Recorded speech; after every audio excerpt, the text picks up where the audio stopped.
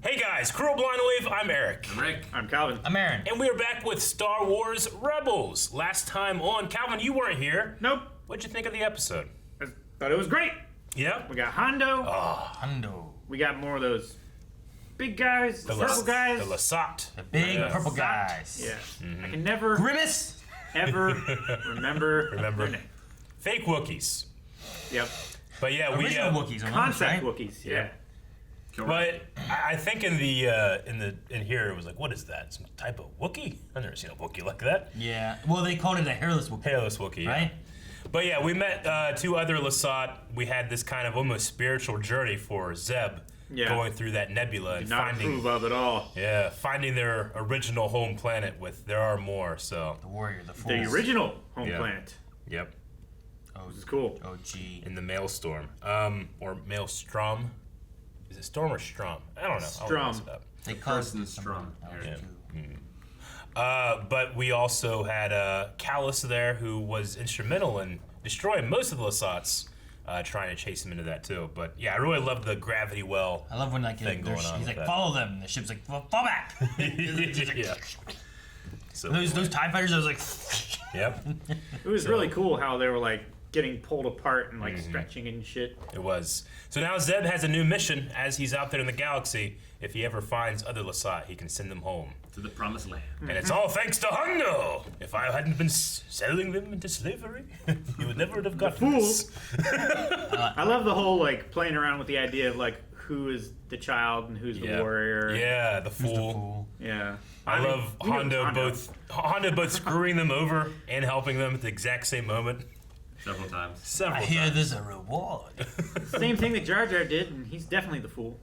He is. Literally, he became a clown. Or the child. Hope we see that. Or the warrior. Sabine, fuel status. 0.05. We're almost down to fumes. Sorry, guys. That is Divert fumes. more power from thermal subsystems, reducing heat gas to 2%. Yep. Our intel on this fuel source better be solid. Well, I'm getting nothing on the old visual scanners. Space whale. Keep your eyes peeled for that refinery.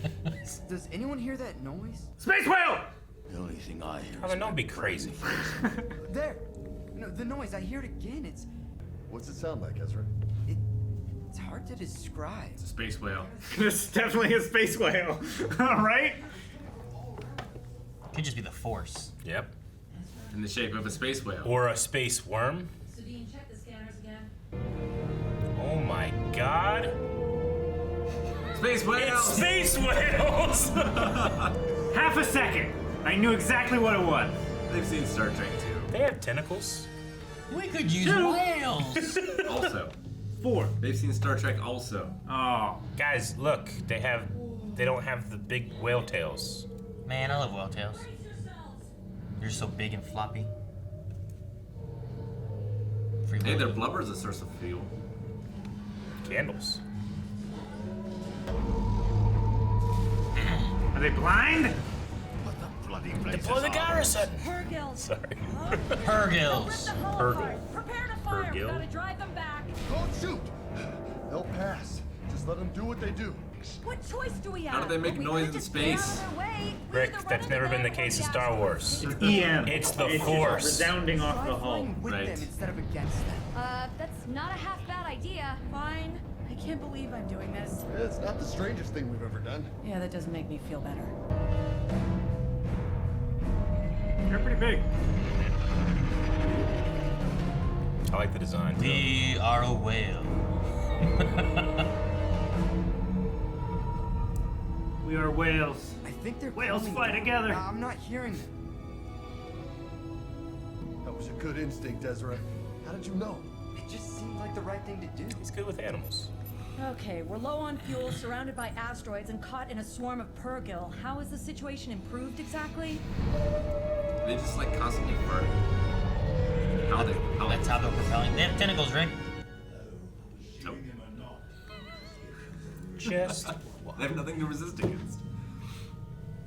These creatures are amazing. using the Force. Who would want to shoot them? Hera, if you gave her the chance. Kanan, you don't know. Eric, you give her the chance. Since I'm so uneducated, why don't you explain your problem? These creatures are a menace, a big lumbering menace.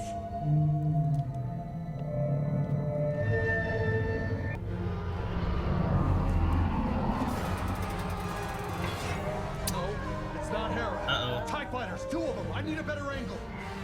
Gold TIE fighters. Special. These just pay to win players. Yeah. Legendary Those skins. ties have been modified. They're not Imperial. Well, they're acting like it.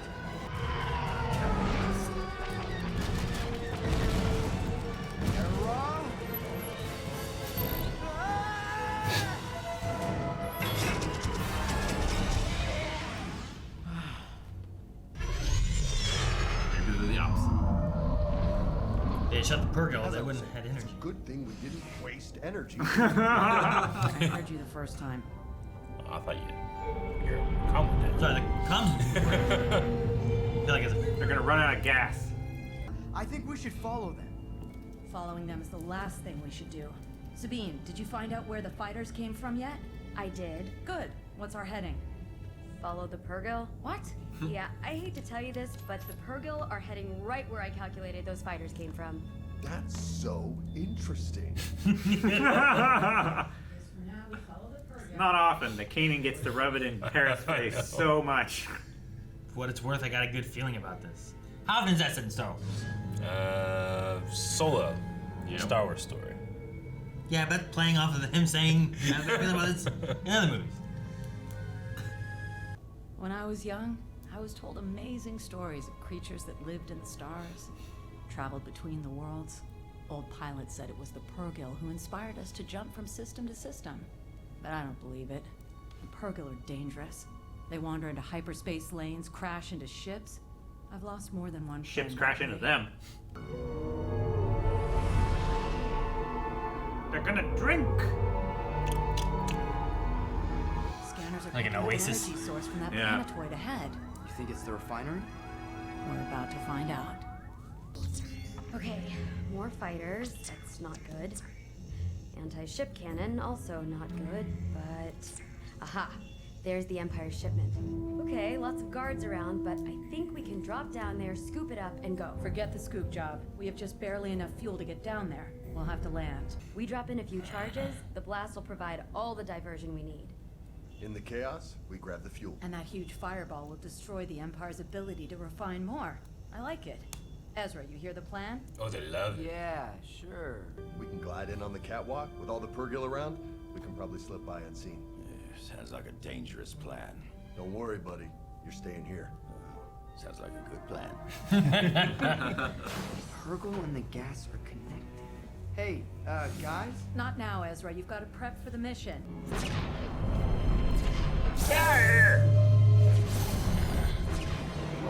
Ion cannon. leeches back. I sent 2 fighters to destroy them. Pilots haven't reported in, sir. Perhaps they've run into trouble. These creatures have eaten enough of our fuel. I don't want to hear our cannons stop firing until all of those things are dead. I don't know what species that is. Sabine, do you have the I helmet don't I lent recognize you? it really. What? You said you just wanted to look at it. I did look at it, and it looked bad. Wait, we're not taking the Phantom? You know, you should really pay more attention. How are we getting down there? Like Kanan said, we jump.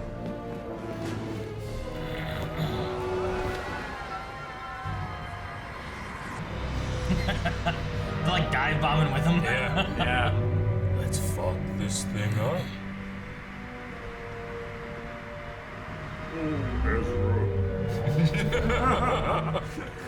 What do you want for Christmas? Nice. Uh-oh. Coming in hot.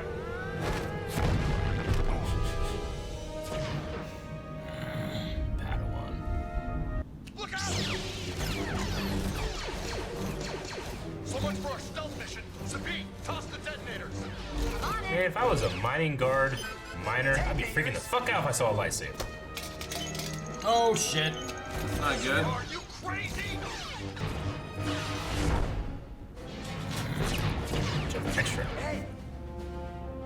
There we go. Jackass! Explain yourself. Okay, the gas and the Purgil are connected. We can't blow up the gas without hurting them. We have intruders on the patrol bridge. Fuel thieves. Alert our sentries. Protect the shipment at all costs. Got like lobster eye stalks. Cool.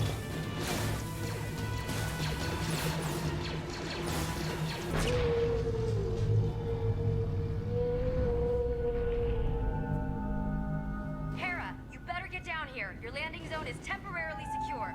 And it's a good thing we're here.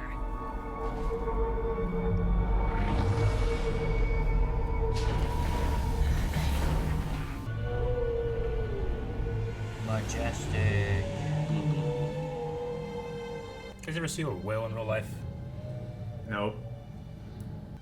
I don't think so. Well, like killer whale. I've seen. Yeah. Yeah, I mean, I've been to an aquarium where they've had like, technically they're whales, but The orcas, yeah. Is that an E-web? They all have, they have imperial weapons. Mining guild's technically the Empire. that guy's a lot more effective. We've got fighters. Ezra. Ezra. Force control animals, right? Take me up. Oh, I like the I mean, light. the animal is The eye, the eyes the lit eye up. being lit up. Help. Help me.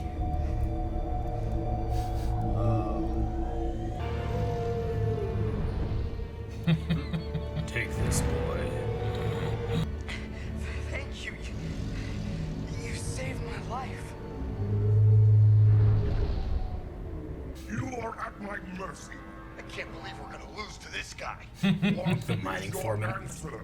Kanan, don't worry. We'll be right there. We.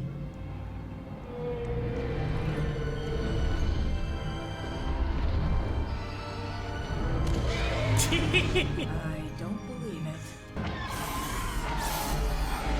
Yes! I've been waiting for someone to do that. Look at him run! He's running like a Lego. Dude, the hand is kind of creepy. Dude, that sucked me eaten by those. Look at his teeth.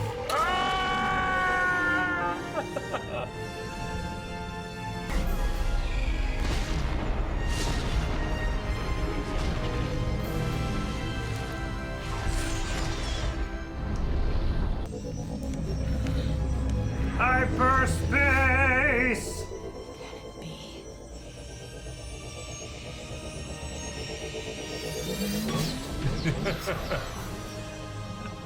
Said they inspired hyperspace. Is true. They can travel through hyperspace.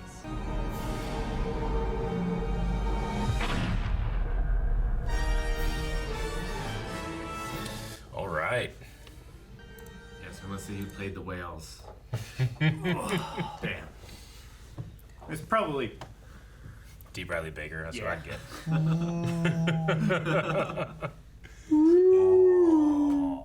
He does Appa, right? Yeah. It's just a little higher. Space whales. Space Always whales. fun. Yep. Yeah. I feel like every sci-fi show, if it goes on long enough, has to have space whales. Yeah. Yep. Yeah. Clone Wars kind of had in the very beginning in The Malevolence arc. the Malevolence arc, we kind of had some space You whale fly through a things. nebula, and there are the. Damn, I forget the name of the creatures. Yeah. But yeah, there's those ones there. But that those you ones got. existed in the nebula. These ones, the Purgle, were the inspiration for hyperspace. Yeah. Yeah. And as we know, or you know, it's not super well known, but hyperspace is technically like this dimension you jump to, not necessarily a speed that you get to. So they're actually jumping into this like hyper dimension to get there. So it's not necessarily like, what do they have, hyperdrives or whatever? Hyperdrive doesn't only just make your ship go fast, it actually puts you in this alternate dimension that's like a wormhole in a way. They must like instinctively know the lanes that can be traveled. Yeah, they probably Imagine have, it's kind of like birds traveling for like migration and different things Yeah. like that, right? Or like they make whales. sense and whatnot. No, that's ridiculous. whales migrate. I like how like when they go into hyperspace, so like they have like their tentacles that they kind of move like Yeah. water, but then when they go into hyperspace, they like expand them out to Yeah, like they all lock their straight, spoils and then they in just attack go position. like Yeah. really fast, like. Yeah, it's pretty cool. It's very fantasy. Very Yeah. fantasy, you know? It's neat. Because you're like, well, how do you hear them? I'm like, who gives a shit? You know? Like, I was like, do they have like a vacuum suit under their helmets and their clothes and stuff because it seems like we're just in space right now, but they're out there. But I don't really care that much with Star Wars. I love this story because it's very recognizable as a Dave Filoni story. Yeah. Mixing two animals together, and the people from ancient times learned an amazing technique from them. So very Avatar, isn't Very it? Avatar. Yeah. Like the badger moles teaching people how to earthbend. Yeah. Yeah. Like these old whales that are part octopus Squid, or squid or something, yeah. like taught how to hyperspace or inspired hyperspace. Yeah. Yeah. I mean, it's always fun having an episode like this that has a deep impact on the lore and the world. Yeah. It's like not super important. No. How this thing came to be, but it's always fun to learn more about the world. Yeah. It's been so long since I've had hyperspace engines that they've forgotten where they came from. At this point, it's not about the inspiration; it's about the science. Well, it's also like, you know, the Purgle aren't, you know, they're kind of seen as pests. They probably don't trust people very much. Maybe they only jump to hyperspace when they're not in front of people, but because they trust Ezra, they're comfortable doing it. Maybe it's a rare thing to see it and actually do it, you know? Sure. Because they have to collect this gas to do it too. Yeah, they have to fuel up, which I think is interesting too. Like they're traveling through space, but they also need to fuel up. So they eat fuel and do that, and then they get out of there. But like they breathe and eat it. What Harold was saying of like, we'll wait for this to pass. Fire. Please, Chase. It's on fire. Good, Rick. What Hera said about like she's lost friend pilots because they keep running to them in hyperspace lanes. It's like, well, they're in hyperspace lanes because they go through hyperspace. They go through hyperspace, yeah. Well, also, like, you know, when you have a nav computer, it tracks known asteroids, it tracks things that you can predict. It can't track a species that's moving through these lanes as well. Even if they're not going super fast, you can still just run right into them, you know? Sure. I do like from Force and like Jedi perspective too, like we had Ezra before with like those dog things on that one place, and he like kind of controlled the big dog against the Inquisitor and stuff before. But like in this here, like Kanan didn't hear anything. No. But Ezra did. But then like later on when they're jumping, Kanan like uses the Force to stop him, but Ezra doesn't get that part. So there's like he's stronger, it seems more with like communicating with animals than he is with other elements of the Force. And it's neat to see like this Jedi strong. It's like you know, Quinlan. Whenever we had him before, like he had that other power where he could kind of like touch things and see where they've been and whatnot. And it's neat to see the Force like here's how it works in this Jedi, but it doesn't work the same in this Jedi. Like Ezra was able to like follow the white Luthcat. Yeah, you know, like that kind of thing. Is Ezra a little bit more like more attuned in nature? Was it Kip or was that the pilot? There was a Legends character who was like we talked before. He's really good with like he can't make a rock float, but he can make those ants lift a rock and move. Coran Horn, a Legends That's what it was, character. Yeah. So it's just neat to see like how it manifests with different people and stuff too. Because like Kanan's pretty strong. Like he does a good job. He's just like a Jedi, but like Ezra doesn't. He's like, I need to work on that. I'll make sure you do. Sure. But he can't hear and attach himself to like these whales that are talking and their eyeballs are looking all weird. Like were their eyeballs really going all hyperspacey, or was it like his connection to them and he was like that's what he was seeing like in his mind? You know, like I don't know. It's really neat though. It is cool. Something I noticed here. I wonder if you guys experienced it, but like whenever Kanan talks, I hear Kanan. Yeah. But when Kanan has a helmet on, I hear Freddie Prinze Jr. Really? Interesting. I'm not sure why. Huh. If it's like I can't see his face, and therefore like you connect to Freddie instead. Yeah, I'm not sure. Huh. It's just something I noticed this episode. I certainly. What is happening? Police chase. They're really far behind. No. There was a fire truck that went through the. No, I don't think I've ever experienced that, but I think that's interesting. Like you're able to accept that this is Kanan while you're seeing him, but remove the visual and you hear Freddie Prinze Jr. more. Huh. Yeah. I mean, I don't know if that's a good thing or a bad thing. You know, that's how good Freddie Prinze Jr. is. That you just forget he exists. Or how good the character designer is. Yeah. Happens with me with Steve Bloom in this too. Whenever he's a stormtrooper. Yeah. Definitely. I feel like whenever it's Zeb. I'm hearing Zeb, but whenever he's in so many different things that you definitely hear Steve Bloom as a stormtrooper all the time. Well, and the Stormtrooper voice is a little bit more. Hey, what are you doing It's a little here? bit more Steve Bloomy, I think, than like the Zeb voice is a little bit. He changes it up a little bit Growly more. Yeah. Than he does like the Grumbly. Stormtrooper, I think. Yeah. I need to look up what species Boss Yushin is. Yeah, I'm not I sure feel what like it it's something is. that maybe we have seen before. I feel but like I I've just can't. seen these like weird. I don't know, almost like fly tentacle things. You know what I mean? Like bugs that have these things that like they taste and it's feel like with he has them a and stuff. lobster head, but he's hairy and bipedal. He's a little. Because lobsters have those weird like eye stalk things with the eyelids that like they're like hot dogs with eyes in the ends of them. Mr. Krabs. He's called a moan, M-O-Y-N. M-O-Y-N. Moin. Yeah. Moan. Is it A anything moan? else? I don't know. Could be a moan, a moan, a moin. I don't know. If it were a W, I would expect it to be a like a moan, but since it's like a Y. So they can breathe unfiltered close-on 36 gas, which is the gas that we had in here. There was one in the Clone Wars in level 1313. I guess. Wow, that doesn't help too much. And then there's the Mining Guild boss. So there's only 2 examples of these. So they're not from the actual movies.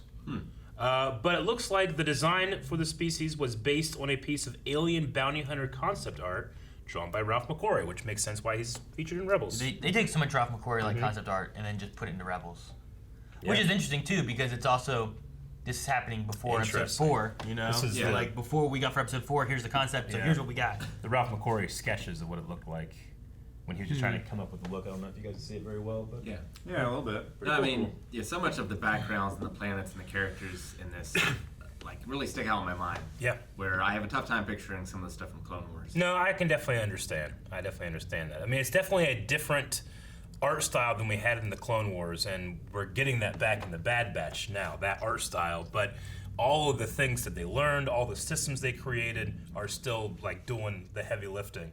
So Rebels just, I don't know, especially watching it this time, I've really enjoyed how it looks. Yeah, I like the choices they make, and I also like them utilizing the Ralph McQuarrie art and stuff to like, well, this is gonna make a new character. This would have been a Chewbacca, but instead it's gonna be this guy, and this would have been, you know, this planet, but instead it's gonna be here, and it's just kind of reutilizing some of that kind of stuff, and I just find it fun that, you know, this came before Episode 4 did, so here's what Episode 4 really turned into. It's like, well, this is happening before Episode 4, so let's use the art they had before Episode 4. Yeah, Put exactly. that in before Episode 4. You know, like I like that idea. I mean, that's how you can capture the essence of this era the most, by going back to the guy that did it. Yeah, You know? I think it works kind of well. Yeah. That's why like you get like sometimes you get droids that look more like the old droids, or sometimes you get like you get those like really weird like 3PO like human-y facey looking ones. Yeah. Sometimes you get those droids in this too, and there's some uncanny and creepy about them. Yeah. Because I'm like they have too human-y of a face. Sure. Even Zeb being a proto Chewbacca, you know? Yeah. We had the Mining Guild here, first mentioned in Empire Strikes Back. When they get to Bespin, Lando says that his operation is too small to be noticed by the Mining Guild, which we know is connected with the Empire. We can see that by the equipment they use. Like, they've modified it. They probably bought it right from, you know, the contractors that... But then they probably make it different enough Yeah. so that it doesn't look exactly like it. Yeah, but like it's still because the Empire has, you know, blast tech and all the different like Corellian shipyards. Like Corellia builds the Star Destroyers, and the Empire just buys them, but you can't buy that Star Destroyer. Yeah, it's like a government contract. Yeah, it's only the Empire can buy it.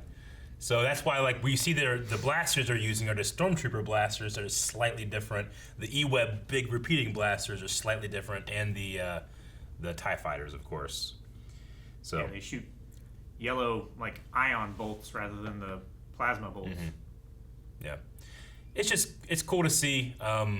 They, you know, also if it's an Imperial affiliation, the Empire tends to be kind of xenophobic against aliens, but the mining people here, none of them had respirators or anything. Like the Rhodians and this Mort, whatever it is, however you say it, like they can breathe this small, thin atmosphere that is on this asteroid or whatever. Whereas the humans had to kind of like put something on to... Sure, like everyone that went out there except for Chopper Yeah.